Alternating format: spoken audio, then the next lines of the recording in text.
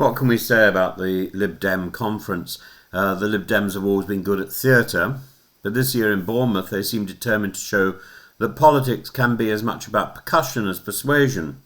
Sir Ed Davey did not so much open his party conference as march into it like something out of a Christmas special from Blue Peter in days of yore with Valerie. I expected Valerie Singleton to pop up any minute, twirling a baton at the head of a band blaring out Sweet Caroline and Crocodile Rock, confetti, flags, even Lego figurines of Nigel Farage, labelled plastic patriots, set the tone.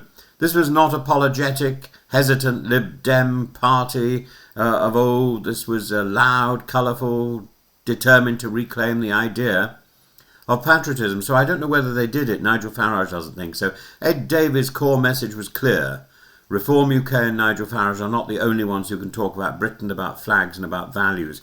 Farage, he argued, is no patriot at all. Someone who insults his country abroad and offers no real solutions at home. Well, he's right there, isn't he?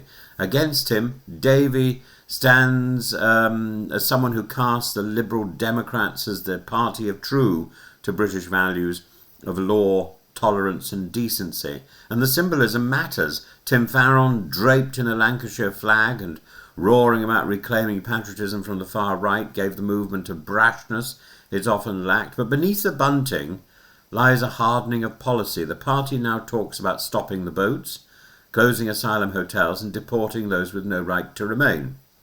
Davies' proposal is striking. Emergency Nightingale-style asylum processing centres modelled on the COVID hospitals, designed to clear the backlog in 6 months. Using powers under the Civil Contingencies Act, they would hire and train new caseworkers quickly so that genuine refugees would be welcomed and bogus claims rejected without endless appeal. Humane, yes, but tougher in tone than the party's old language of open borders and safe havens. The challenge is where the voters will buy it. Protesters outside the Bournemouth hotels may blame the passion swirling around asylum and migration.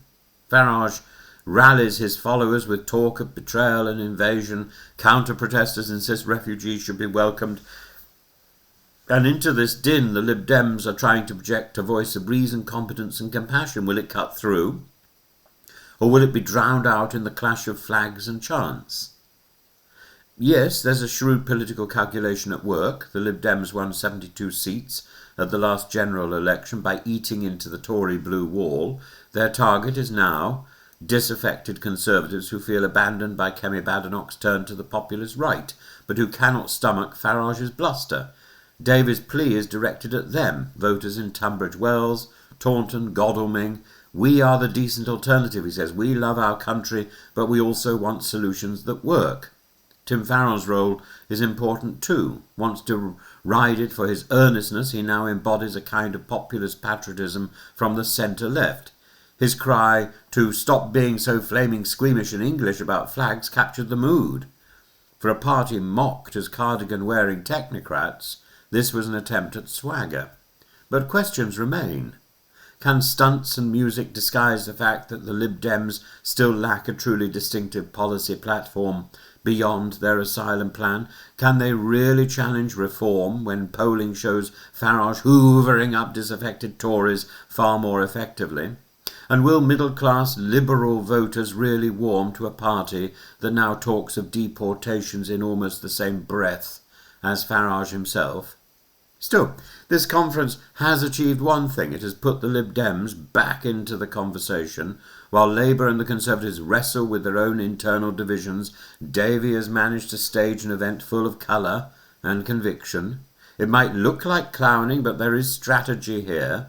A bid to seize patriotism from the right and to pitch the Lib Dems not as a timid third force, but as a party that dares to bang the drum literally for Britain.